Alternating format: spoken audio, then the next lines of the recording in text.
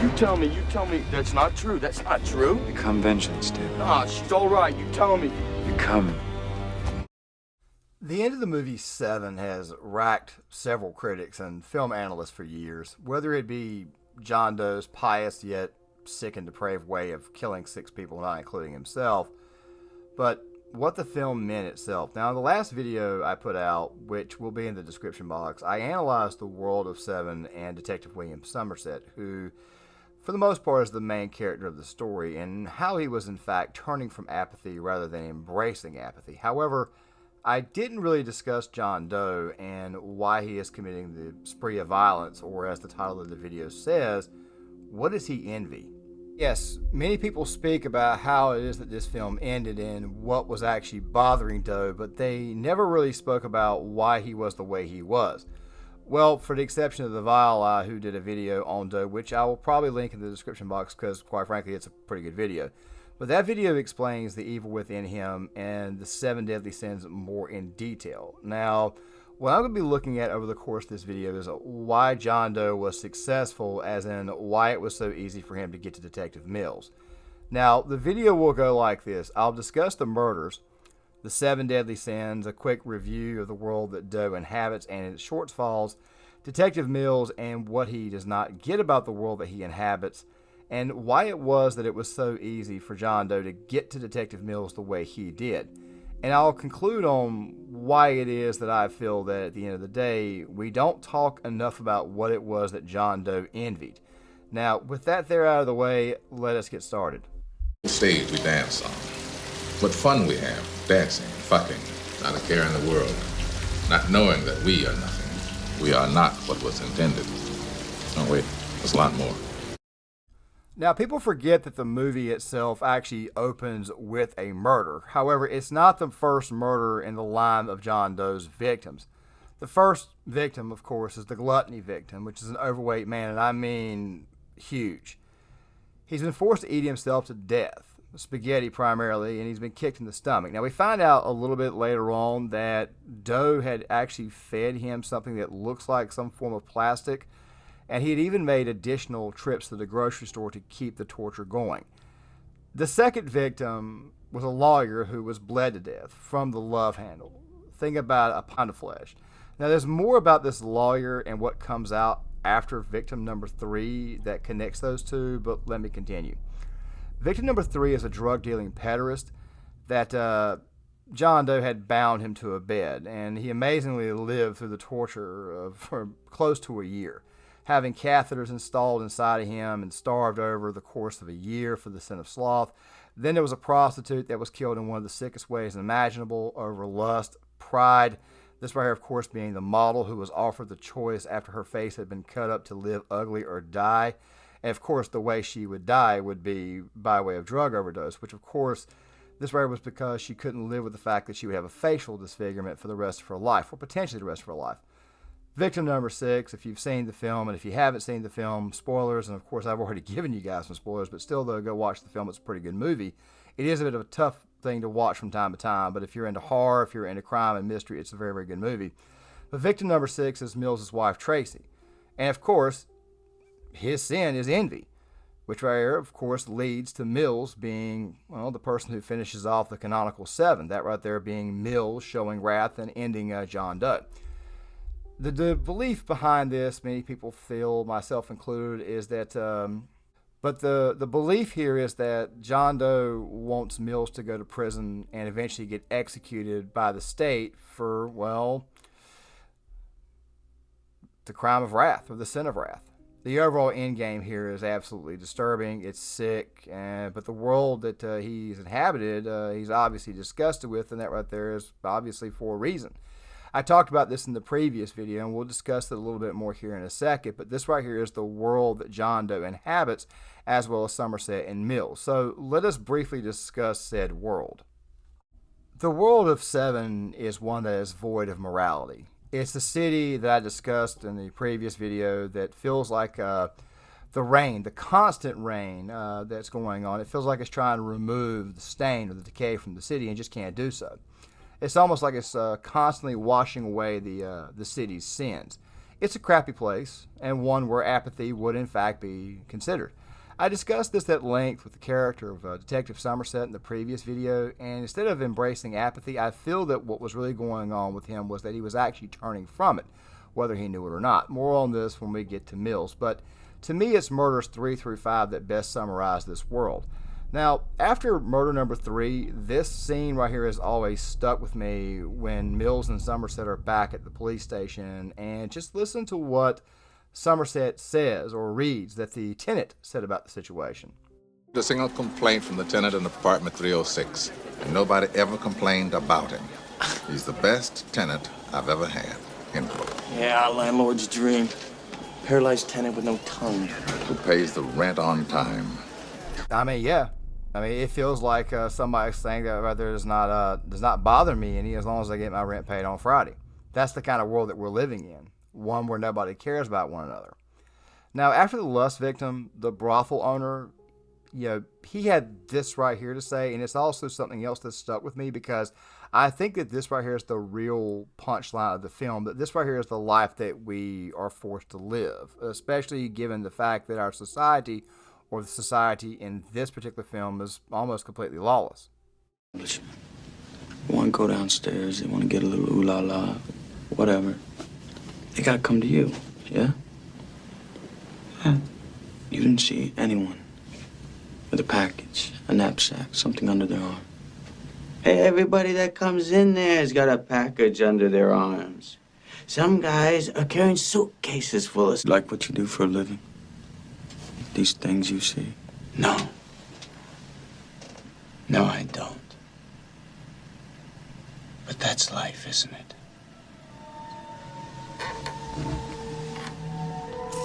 He had a gun. Of the 4 murders so far, I would say that the lust victim obviously went out in the worst way, at least in the moment. Still, though, the victim, Sloth, yeah, that was obviously torturous, and you'd have to wonder what kind of sick person would actually continue to sit around a person that they're torturing for an entire year, going to the apartment and checking in on this person and making it worse, with the catheters and all that type of stuff there. And by the way, if you've had surgery before, then chances are you probably know where I'm going with this, but still, though, the point is this right here. What kind of sick, depraved mind would do this?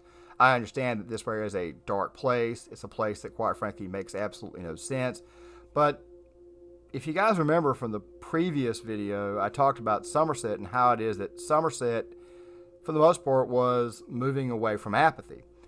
Now, I want to say this really quick. At the very end of the film, when the 3 men are inside the vehicle, inside the police car, going out to the destination that John Doe has set for these men, the conversation is had. And of course, if you guys remember correctly, Mills, he takes the approach of just dismissing this guy as mentally ill, where it is that Somerset, on the other hand, he's listening. Well, if you pay very close attention, it seems like Somerset, for the most part, is actually in agreement with John Doe. He agrees with him on the issues, but obviously not with killing a bunch of people, over said sins. Mills, on the other hand, he chooses to handle this by basically just dismissing John Doe outright. You're nothing, just another crazy person. He even says this throughout the film. This right here is a nut job. Several scenes where he basically talks about this, and even the scene in the bar when him and Detective Somerset are having a bit of a heart-to-heart, he basically says, look, we are dealing with people who are mentally ill. Talking about people who are mentally ill. We are talking about people who are fucking crazies. No, yes. we're not. No. Today. We're talking about everyday life here.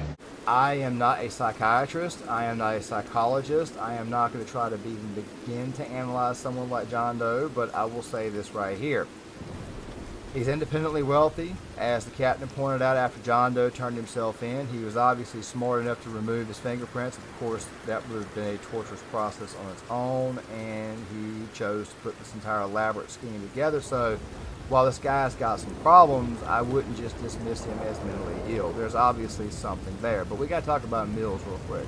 So when we first meet Mills, he seems like the basic, young, determined detective, a little bit plucky, definitely much hopeful. However, the more you look into him, the more and more you see that he is disorganized. He's the kind of guy who shuts his brain off when the crap hits the fan. I talked about this in the previous video. However, there was another scene that I did not get to that I want to talk about now. So, Mills and Somerset are on their way to victim number 3. The sloth victims, the scene where he's at. And there's this conversation being had where Somerset explains, or when asked, he says, look, I've only pulled my gun a few times, I've never shot anybody. Mills, on the other hand, talks about an encounter that he had with a fellow officer, and let's just say things got a little bit dicey. Anyway, we bust open the door looking for this junkie, and the fucker just opened fire on us. One cop got hit in the arm. Christ, what was his name? Spun him like a top. More like slow motion. I remember riding in that ambulance. Well, he died right there.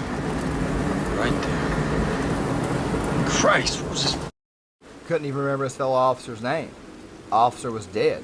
You just got into a firefight with this guy. You've been around him. You have no idea what the guy's name is. You didn't even think to go back and get it. You figure that a name like that would be burned into Mills's memory. But the point is this here. He's the direct opposite of Somerset, who is obviously more thoughtful, patient, and methodical. I talked about this right at the very, very beginning of the film. They try to tell you guys that these two are opposite based upon their morning routines. Still, though, during John Doe's apartment search, he's moving faster than the other officers on the scene. Let's also not forget the chase sequence where Mills was almost killed, where he was at John Doe's mercy. But, Doe figured this out. He actually figured this out in the first meeting when he took Detective Mills' photo outside the victim number 3's house. Victim number 3's apartment. The point is that John Doe knew that Detective Mills was easy game for him. Mostly because Mills was so easy to amp up. And there are other reasons to believe that Detective Mills was just a complete total hothead. That does not mean he was not irredeemable. There are also other scenes where you look at Brad Pitt's character and you think to yourself, this guy actually could probably be a pretty redeemable guy, and if he could actually learn a few things, he'd probably be a very, very good cop. But still, though, his immaturity, his lack of understanding made him an easy target for someone like Doe.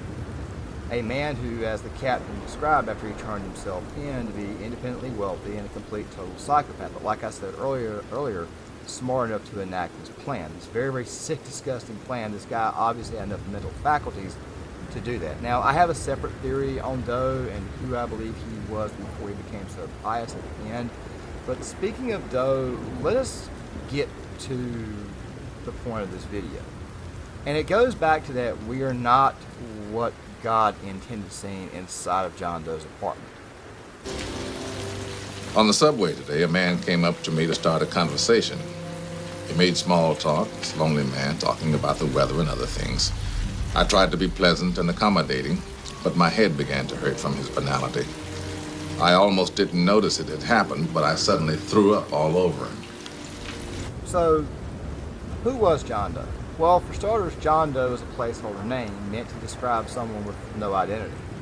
Even the police sketch drawing looks devoid of identity. The scene where he is chased by Mills, he almost looks like Darkman. Yes, I know I'm getting old, but the point is that he's not supposed to have an identity. A man with no identity in a city void of morality who struggles with people of the city can, if abused by the system or people themselves, could develop some serious issues. Like I said earlier, a theory is in fact coming. But it's what Doe actually envied that I want to talk about here. While I don't feel like he was born mentally ill, I think what Hannibal Lecter said about Buffalo Bill in the film Silence of the Lambs, I think that this same rule applies to Doe. Look for severe childhood disturbances associated with violence. Our Billy wasn't born a criminal, Clarice. He was made one through years of systematic abuse. Billy hates his own identity, you see. So, once again, who was John Doe and how did he become so pious? Well, let's go ahead and get to that. Innocent? Is that supposed to be funny? An obese man? A disgusting man who could barely stand up? A man who, if you saw him on the street, you'd point him out to your friends so that they could join you in mocking him? A man who, if you saw him while you were eating, you wouldn't be able to finish your meal? And after him, I picked the lawyer, and you both must have secretly been thanking me for that one. This is a man who dedicated his life to making money by lying. with every breath that he could muster to keeping murderers and rapists on the streets. Murderers. A woman. Murderers, John, like A yourself. woman. So ugly on the inside that she couldn't bear to go on living if she couldn't be beautiful on the outside. A drug dealer, a drug-dealing pederast, actually. And let's not forget the disease-spreading whore. Only in a world this shitty could you even try to say these were innocent people and keep a straight face. Possibly. Factor in all the self-isolation, the eventual gaining of knowledge, biblical knowledge, becomes extremely pious, but also probably with some form of mental condition. And like Dr. Lecter had said in that clip that I played for you guys from Silence of the Lambs, he was probably somebody that had been somewhat abused by the system. Factor that in a city with no morality, and like I said, there's a theory coming on what I think John Doe was before he chose to become like this. You've also got to factor in that who decides to write and fill over 2,000 notebooks? Who decides to do that? Who decides to fill all these notebooks up with just random thoughts about the environment, the banality of evil, and what could be perceived as evil people? Especially in a society as void as this one of any form of morality, it's not as far-fetched as you might would think. And there's something else to consider is that during that final sequence, you can see John Doe telling, just very, very softly, telling Mills to become wrath. You got to ask yourself a question. I mean, why in the world would he go to Detective Mills' home, and why in the world would he essentially go after Mills' wife? And I talked about Tracy in the previous video, how it is that it's actually, quite frankly, pretty daggone heartbreaking that she died, and even though she was not sure about the child that was inside of her, even though she had not told Mills about it, because Mills just now found out about the fact that his wife was pregnant, it's sad that she was considering not wanting to bring a child into this world, but yet she was going out of her way to still fight for the child to a certain degree in that scene. It's one of the things that makes this entire film completely and totally heartbreaking in a way, but also at the same exact time, to a certain degree, somewhat cathartic, given the fact that Mills does ultimately put John Doe down. Now, what made John Doe so pious, on the other hand? Well, that right there is where I want to get to my theory. Now, guys, this right here is going to be I don't think I've ever heard this one by anybody else, but at the same time, though, just my personal thinking based upon the observations of the film and the observations of Doe himself. How does a man become so pious? Well, is it possible that he became extremely pious after living a life of absolute sin? Well, let's think about this for a quick second. As mentioned earlier, he's independently wealthy, probably as a cash visit. There's a pommel horse in his room. The way the guy in the Bill's Leather Shop sequence went just about his business in making this horrific device for what would be used on victim number 4. I mean, it screams former sinner trying to cleanse the world of sin. Maybe he was abused by the system. Maybe he was abused by his parents. I really truly don't know. But the more and more I think about it, the more and more I think to myself that he was probably a male stripper or a male prostitute at some point in time. Now, I understand that this right here could be kind of strange, but let's just think about it for a second. Typically, the most pious people, and I know this right here as somebody who is religious, we tend to become, quite frankly, pretty daggone pious after having a life of sin to a certain degree. I'm not trying to make fun of anybody, but we have a tendency to get on our high horses. The fact that for the most part he's independently wealthy and was able to put this right here together tells me he obviously was pretty daggone smart. Maybe he went to college at one point in time. Maybe he did male sex work at one point in time to get him through college. I just figure I would throw that out there. Maybe he would need to rely on the state. Maybe he would need to rely on city services for medications for his mental illness. I mean, I just figure I would throw that out there. And something tells me that him being involved in sex work at some point in time could lead to another connection with Mills. I'm not trying to say that Mills was involved with John Doe or anything like that before. That's not what I'm saying. What is Anti-Logic had a very, very good video on this as well, where he actually theorized that John Doe was actually Kevin Spacey's character from the film The Usual Suspects. I think I'll link that video in the description box as well. But the thing is this right here. It's possible that he may have had interactions with a cop just like Mills at some point in time. Somebody who was hot-headed. Just figured I'd point that out there. And also something else, too, to consider. Maybe John Doe actually has a record. Think about it for a second. He cuts his fingerprints off He set this entire plan up, but he set this entire plan up knowing that at that point in time, the way to find out if somebody like Doe had a criminal record or whatnot, even if he gave him a fake name and didn't have any identification, they would try to do a fingerprint match. Also, to go on top of that, if you actually think about this, it makes perfect sense for him to get Detective Mills' information from somebody in the department, which, by the way, he did in fact admit at the very end that he did get the information from the police station. I mean, is it possible that maybe John Doe had clients at the police department at one point in time? Also, something else too to consider, and I mentioned right before that self-taught, probably went through college, probably learned a little bit about the law. Obviously, he would need to know this if he was going to put together this elaborate plan that he had.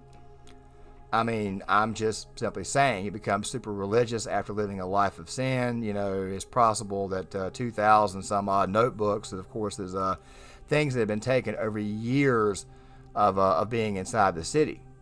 He writes in his journal to help him have some form of therapy to get his negative thoughts out.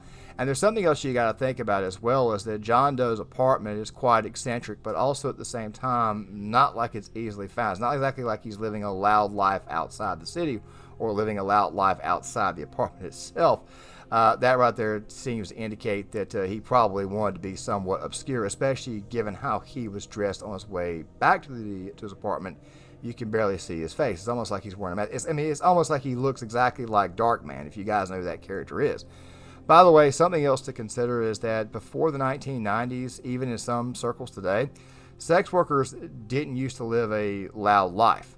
And it was basically a club from 8 p.m. to 3 p.m. home, and then not till lunchtime when you decide to get up and start doing some things. And a lot of times you went in town basically incognito. A lot of times those girls would just kind of like cover up to a certain degree. They didn't want to run into somebody who recognized them from the club the night before.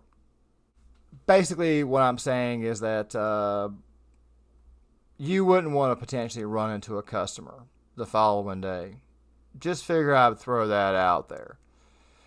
Still, though, that's just a quick little theory. You guys say what you think in the comment section. But the point is this here. We could talk about banality of evil. We could talk about how sick and twisted this guy was. But at the end of the day, this guy had a lot of voices in his head. And I think at the end of the day, envy is exactly what the hell John Doe was struggling with. And, of course, it was envy for people like, someone like Mills, who, as I mentioned before, he probably had experience with cops just like him, the bully types, the guys who were much, much quicker on the draw, not very, very thoughtful, not willing to actually have a conversation, be very, very dismissive. And it's probably the fact that he may have envied the fact that he was able to actually get someone like, say, Tracy and live a normal life, where it is that John Doe, on the other hand, was obviously struggling and not living a normal life, and a life that at one point in time was very, very much drenched in sin, and now he's all pious, and of course he's got to rid the world of the sins that are plaguing the city's society. But like I said before, that right there for the most part was just the theory. I'd love to hear what you guys have got to say on this. If you guys can, please hit the like button. Please subscribe if you guys are new here. Also, something else too, please leave a comment in the comment section. I would love to hear what you guys have got to say on this right here. And I should probably have another big video out probably in a couple of weeks. Still though, please, if you guys can, tell me what you think. Please hit the like button, subscribe, and share. And I'll see you guys later. Ernest Hemingway once wrote, "The world is a fine place and worth fighting for." I agree with the second part.